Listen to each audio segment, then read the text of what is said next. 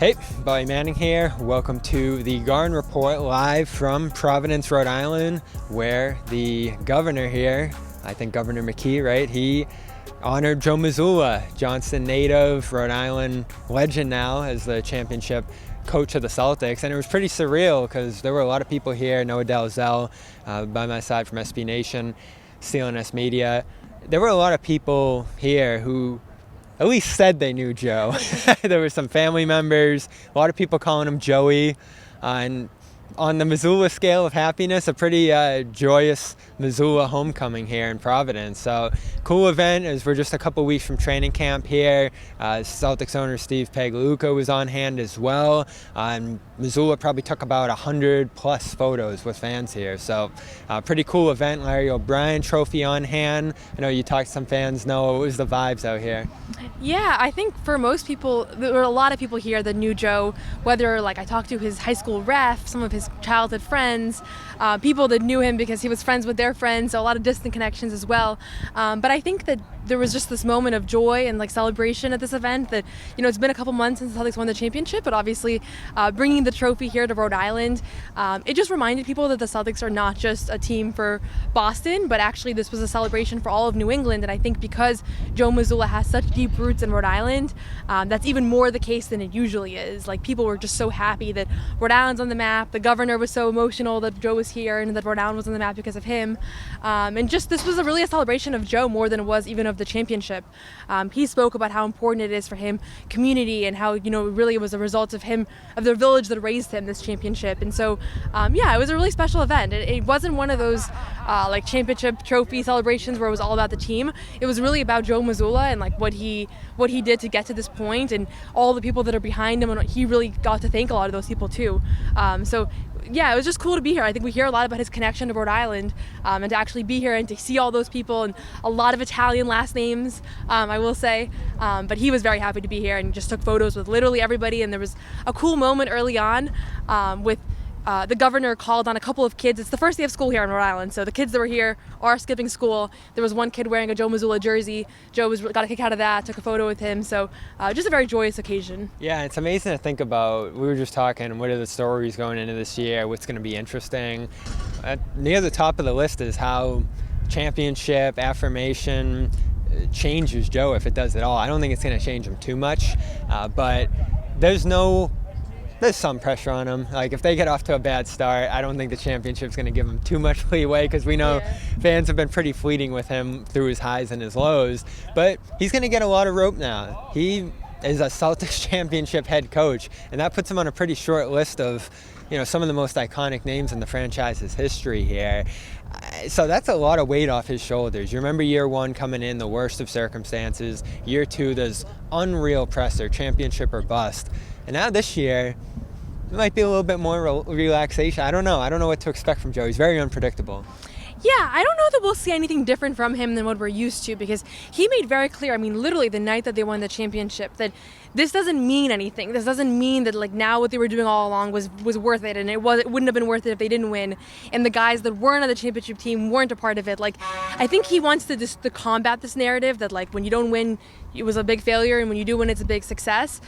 So I don't know that we're going to see him carry like less of a chip on his shoulder. I think he's going to have the exact same intensity that we're used to. He'll just be received differently, and so maybe that'll be reflected in the way that he carries himself. Just the fact that maybe people will give him a little bit more leeway, a little bit less defensive. But from everything we've heard, like he was talking about repeating from day one. If we know anything about Joe, he's probably been reading books all summer about repeating and what's it like to build a dynasty and all the things that have to go into that. So the guy you saw today was a guy that was just here to kind of reflect on his upbringing and the moment that, you know, and kind of what this community achieved together was really his big message. But I think the guy that we're going to see in 3 weeks of training camp is going to be the same Joe we saw last training camp. Yeah, and he said that in a recent interview. He's been spending all summer trying to figure out why championship teams don't always repeat. The last however many, I think 6 haven't repeated, and many lost before the conference finals. So he's been trying to look at what happened to those teams and try to prevent that from happening. That was actually what I would have asked him today if we got the chance to talk to him. PrizePicks is America's #1 daily fantasy sports app. They've got over 5 million active members. Look, it is the easiest and most exciting way to play daily fantasy sports. Now, unlike all the other apps, PrizePicks, it's just you against the numbers. That's it. Now, you can win up to 100 times your money on PrizePicks with as little as 4 correct picks. And 1 Caleb Williams passing yard gets you 1 win on PrizePicks every week in September. That's right. Only 1 yard gets you an automatic win every football weekend in September. 4 weeks of free W's. Don't miss this deal on PrizePicks because it's gone when September ends. Now, here's an example of a player projection lineup. You could be going Tyreek Hill for more than 90 receiving yards or Dak Prescott for more than 263 passing yards. On the other end, Josh Allen for less than 240 passing yards and CeeDee Lamb for more than 96 receiving yards. You like those picks? So download the PrizePicks app today and use code CLNS and get $50 instantly when you play $5. That's code CLNS on PrizePicks to get $50 instantly when you play $5. You don't even need to win to receive the $50 bonus. It's guaranteed. PrizePicks. Run your game. If you want to make a memory, you got to go to GameTime. All right. GameTime has a new feature called GameTime Picks that makes getting tickets to see your favorite teams play live even easier. GameTime Picks filters out the fluff to show you all the incredible deals and the great seats so you don't have to waste time searching through thousands of seats. You've got the super deal. Don't forget about the super deal. And curated deals. They make it easier to find the best price on great seats. And I think this is so cool is when you click on the ticket, right? You go to the app. If you want to go to a game in Boston, you want to go to a game in New York or Philadelphia, whatever, you go to the city and you click on the game you want to go to, and then they just show you a great easy-to-read layout of the stadium. And then you click on the seat you want, and then you get a view of the seat right from there. Boom. You know what you're buying. So you get seat views before you buy, and they have the lowest price guarantee, event cancellation, protection, job loss. It's terrific. So toggling here with the GameTime app. Now, this feature shows the total upfront, no surprise fees at checkout, so you know what you're dealing with. You don't click on the button after and you go, wait a minute, what's that extra $20 for? Also, GameTime will credit you 110% of the difference for the lowest price guarantee. They have the lowest price guarantee, or GameTime will credit you up to 100% of the difference. And your purchase is covered with the most flexible customer service policy in the ticketing industry. So, take the guesswork of buying tickets with GameTime. Download the GameTime app, create an account, use the code CLNS for $20 off your first purchase. Terms apply. Again, create an account and redeem the code CLNS for $20 off. Download GameTime today. What time is it? Game time. So a little bit of news in Celtics land. Camp gets going later this month as we get into September here. The big story this past week, Lonnie Walker signing an Exhibit 10 deal. Now some indication that he might not make the team. I'm sure that's all going to play out in camp here, but he did get a sense when he signed an Exhibit 10. All right, he's not a guarantee here. And you asked Brad about the O'Shea situation, and he said they're usually going to leave that 15th spot open, and that's what they've done the last handful of years. They didn't sign Kate until April 9th last year. So it's a weird situation. Weird on Walker's part that he doesn't have a deal league-wide. Weird that the Celtics kind of want him but aren't fully committed to him. And if he ends up going to Maine outright, he's not a two-way guy, so any team could sign him at that point. So I don't know what their plan is with him. I guess if he shows out in a massive way, you commit to him.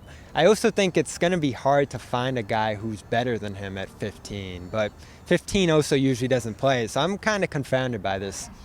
Yeah, I mean, to me, I think there's a mystery around Lonnie Walker and why nobody has signed him. There's got to be a reason, right? Yeah, because I haven't heard anything negative about him from a locker room perspective, so that's, I don't think, is on the table, really. Defensively, he's not excellent, but there's plenty of guys that are worse than him that are signed to a regular contract. I think this might just be the case of a guy who didn't play his cards right. It's very possible that he had offers earlier in the offseason that were for minimum deals, and he thought that he was going to get a multi-year contract that was a little bit more lucrative than that, and he didn't get it. And this is the part of the NBA that I think people overlook sometimes, that it's not always, if you're this good, you get this contract, and if you're a little bit less good, you get a little bit worse of a contract. Like, a lot of times it's about playing your cards right. And I mean, I don't know that I would have imagined Svi Mihajlovic signing a $15 million deal and Lonnie Walker being on an Exhibit 10 based on what we saw last year from on-court minutes and just their each, unique roles. But that's what happened here. And so I hope for Lonnie Walker that he's able to find a spot. I think that he's talented enough, and from everything that we know about him, he seems like a really good guy with a good work ethic. And Celtics are going to give him a chance to at least show out in training camp. And I'm sure he got other training camp deals, but maybe in Boston at least he feels like he's going to a really good organization. And I don't know, maybe he's close to Derek White, and that was a part. Like, there's a lot of things that we'll come to find out in the next few weeks here. But yeah, seeing him in Maine would be wild, and I would imagine it wouldn't last very long. Yeah, and that might have been the case. Maybe Celtics had the leverage, given that you don't want to pay that extra. I think the tax is like $10 million on a minimum for them, so they might have had that leverage to say, all right, you can come to camp, you can wait out in Maine if there's no other minimum offers for you at that point. And maybe later in the year, they transition them to a full deal or something like that. But again, I don't think it would last very long. I would probably bet against seeing Walker in a Celtics uniform in the regular season, but we'll see. Things could change. Yeah, I mean, again, he's out there for anyone. I'll bet against you. But we'll see what happens. He's out there for anyone to sign, unless they have a plan that they all agree to or stuff like that. But a lot of the stuff he's been posting has been like, I'm going to improve it. I'm going to come and, show people what I can do and all that kind of stuff. So I don't know. We'll see once we get to talk to him, once we get in the camp. It's coming quick. September 24th, you said, right? Yep, 3 weeks from today. So a week before the rest of the media, just because they go to Abu Dhabi for 2 preseason games with the Nuggets. All right. So Celtics 2024-25 season, less than a month away. Noa Dalzell. We'll have all your coverage here at CLNS Media, as well as plenty of WNBA coverage over on SB Nation as that season continues to roll along. A lot going on in the W right now. And here at CLNS Media, we'll have you covered as well. I'm Bobby Manning. This has been the Garden Report live from Providence, Rhode Island. We'll see you back in Boston soon. What's going on, everyone? It's Joseph Pavone here. If you made it this far, that means you really enjoyed this video. Make sure you follow all of our social media platforms at Celtics CLNS, and of course, follow us here on YouTube.